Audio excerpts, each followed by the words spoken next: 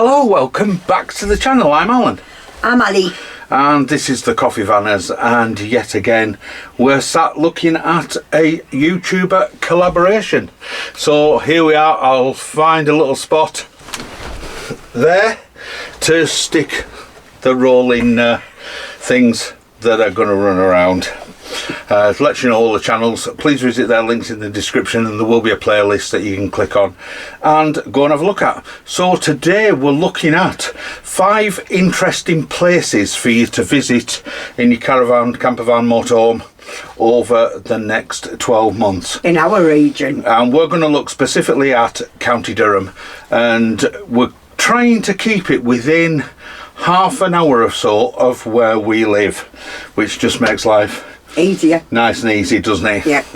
Right, so we're gonna kick it off towards the end of the summer. Now this is because this particular event runs for only quite a short period of time. It's August till July, August, September. July till September, I think. Anyway, I'll stick all the links below, and here's a little clip.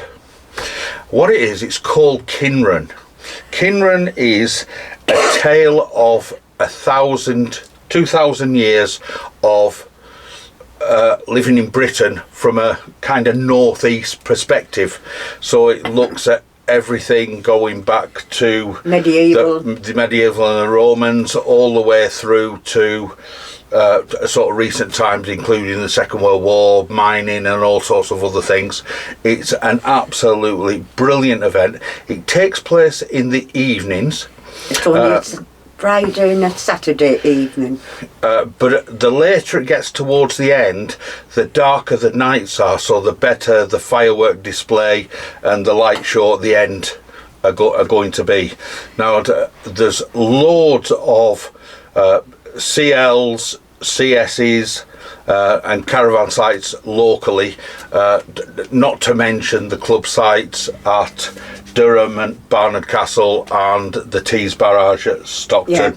Are kind of the 3 main sites, but lots of others. Again, I'll try and find some links.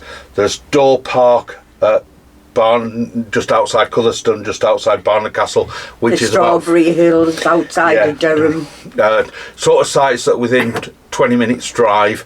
The Kinron itself has car parks all over Bishop Auckland where it's located. I do encourage you to not just visit the site, but have a look at the video below that I've attached, because it really is something spectacular to go and see. Area, if you're in this area or you're travelling through, it really is something worth seeing, isn't it? Yes. Lots of CLs within 20 minutes, half an hour, isn't there? Yeah. Up and down the A1 from Sedgefield to Durham to literally just moving out Lanchester, the general area. There's loads of little sites, isn't there, that you can stay on.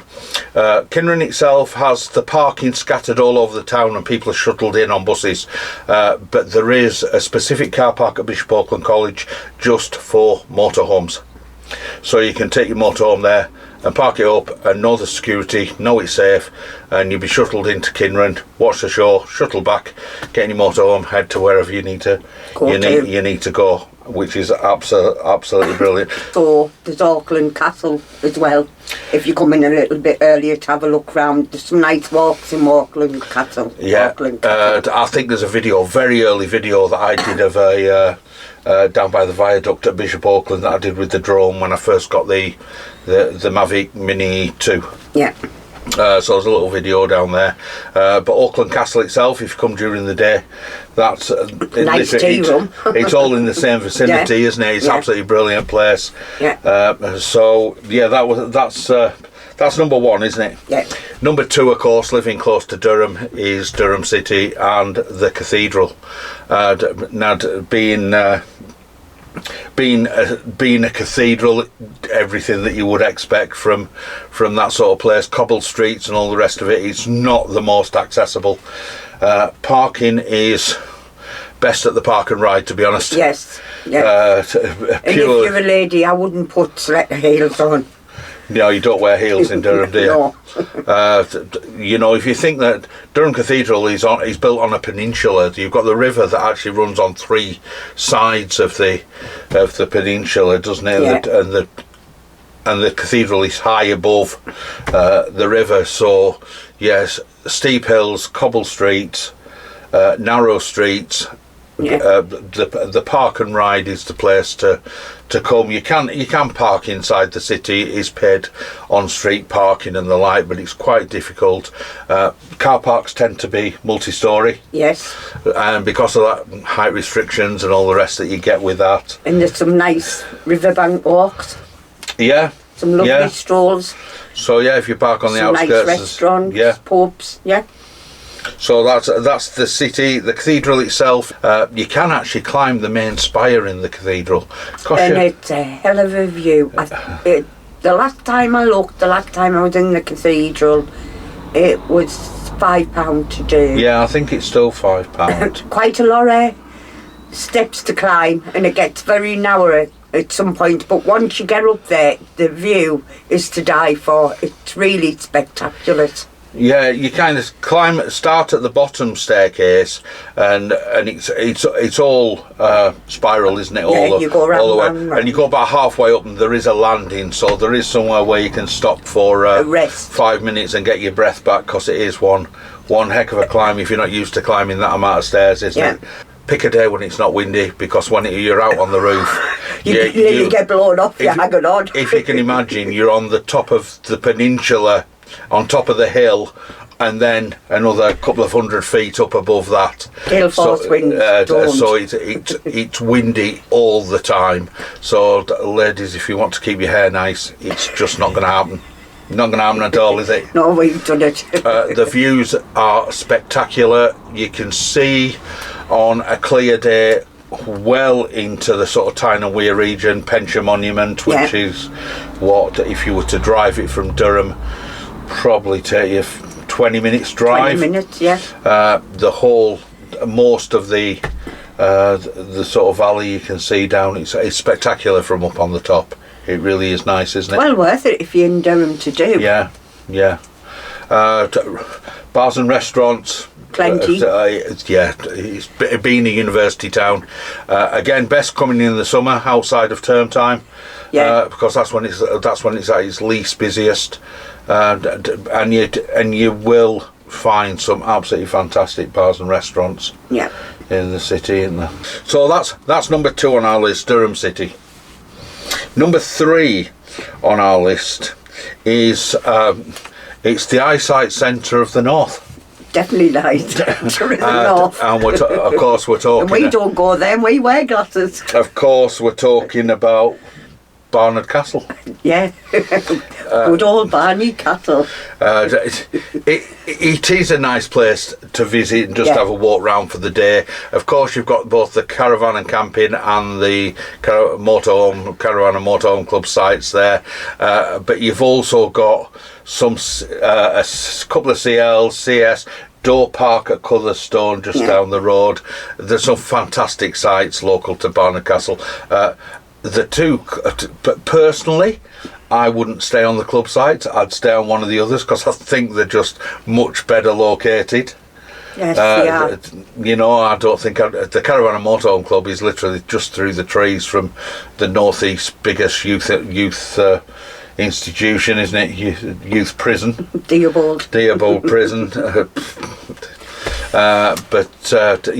It's a cracking area, isn't there? That part, in fact, the whole of the Tees Valley. If you were to start at sort of Stockton at the Tees Barrage and stay on the Motorhome Club site there and work your way up through the Tees Valley and into the Durham Dales, you're working yourself up through Barnard Castle, Middleton, and Teesdale, low force, high force, and heading all the way up to Alston, which is kind of the peak before you drop down into Penrith and the Lake District.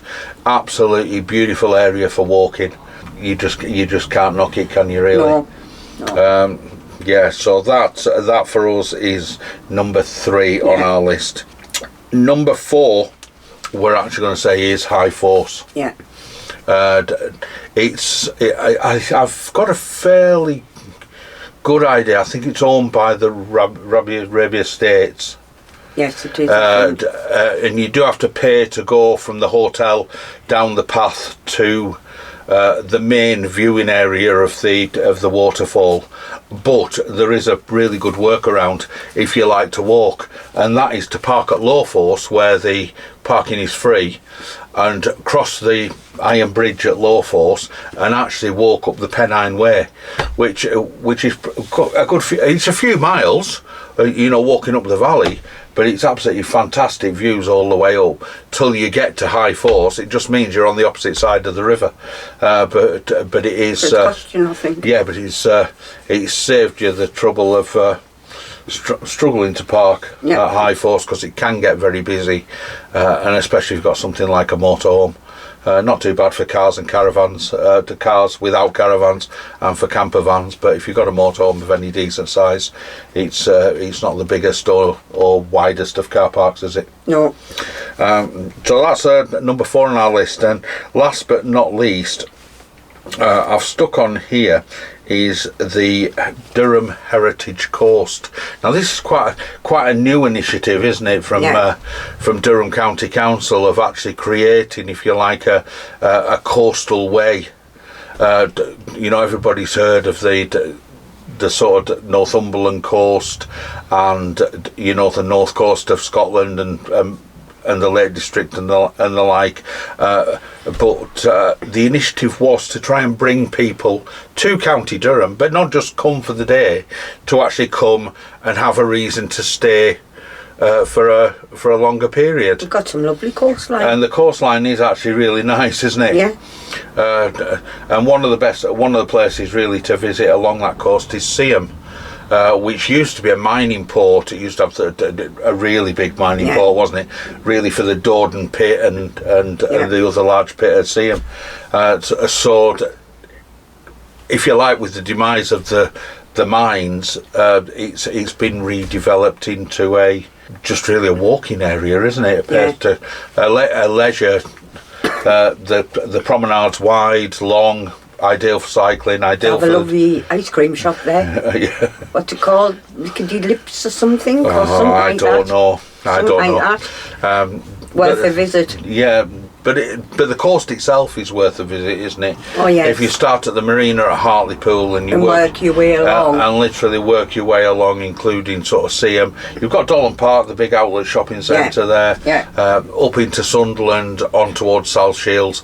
The coast itself is just really nice. From place South to have Shields, you can go follow on up to Northumberland around the coastline. Yeah.